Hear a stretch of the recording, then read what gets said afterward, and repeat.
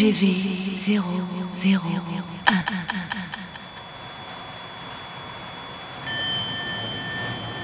Rail.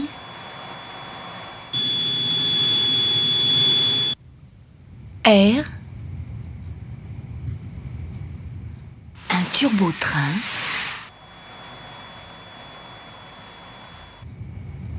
TGV très grande vitesse 001.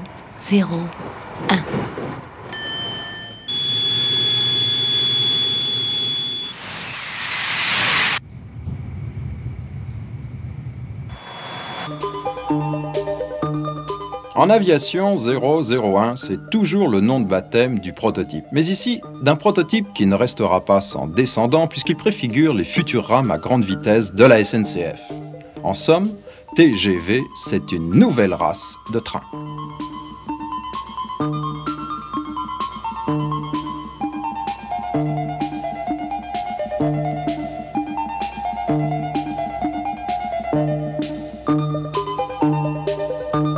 Il est appelé à rouler à la vitesse sous les avions d'école, c'est dire tout le soin qui fut apporté à l'étude de son profil aérodynamique. Tout, absolument tout a été conçu sous le signe de la vitesse.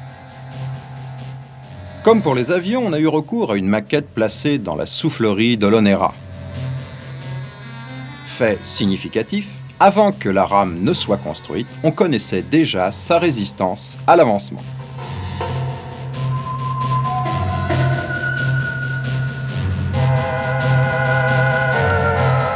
Fin du fin, le canal hydrodynamique qui a servi pour étudier le profil de Concorde fut lui aussi mis au service du rail.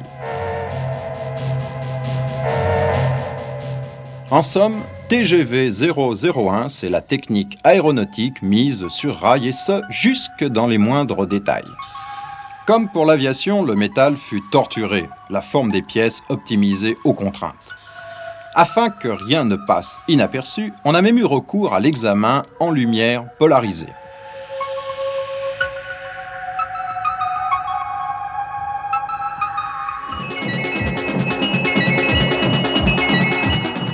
Mais rouler vite ne suffit pas, encore faut-il pouvoir s'arrêter.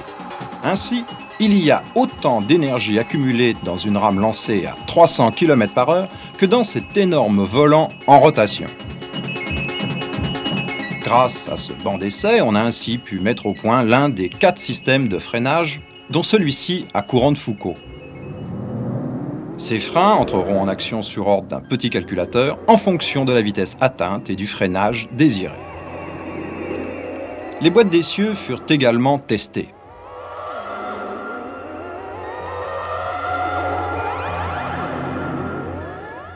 Bref, pour la première fois, l'industrie ferroviaire s'inspirait des techniques aérospatiales en commençant d'abord par simuler la réalité avant d'entreprendre la construction d'un modèle.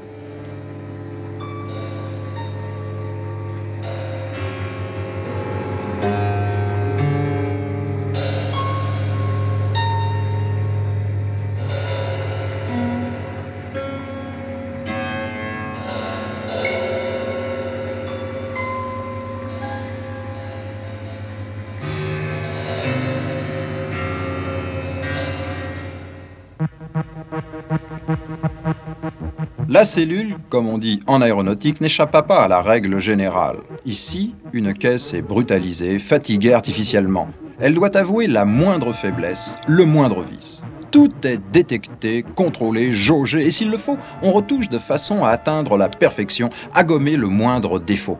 L'impossible devient possible.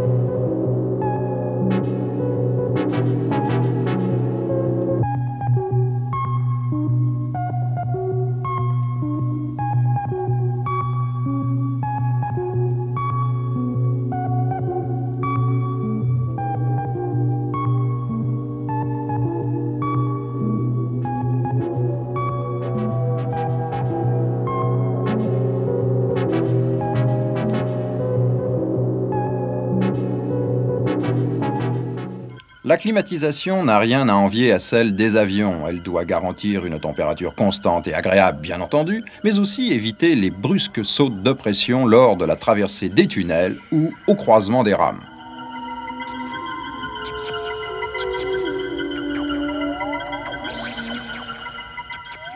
Dernier raffinement, la diffusion d'air climatisé ne doit pas produire le moindre bruit qui puisse nuire au confort.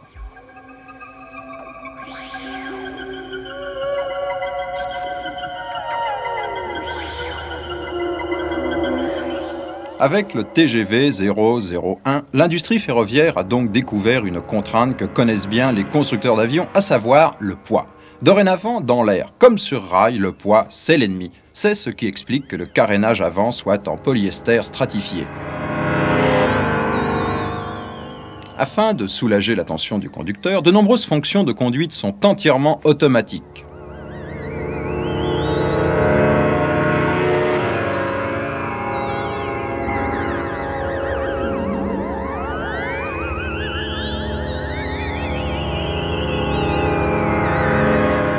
Véritable cauchemar de l'électricien, ce fouillis de fil électrique qui est le circuit nerveux du TGV. Pas moins de 50 km de câbles acheminent soit les ordres, soit les signaux de contrôle émis par le millier de capteurs qui auscultent en permanence la rame.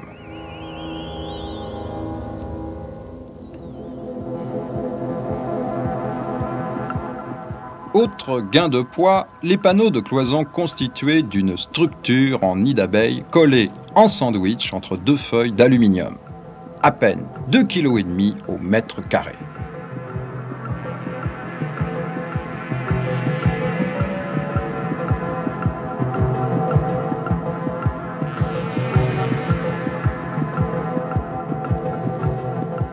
Ainsi, dans toute la mesure du possible, on a fait appel aux matières plastiques, comme pour les gaines de climatisation ou pour la construction des portes d'accès.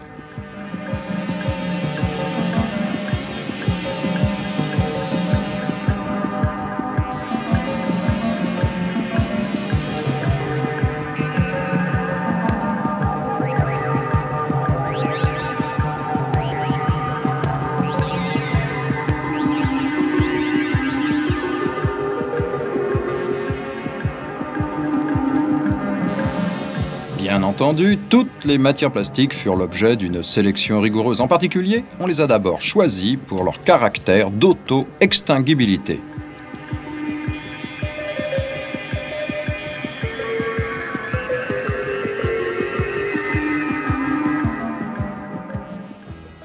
Enfin, dernière originalité de la rame, ceci, l'anneau de liaison.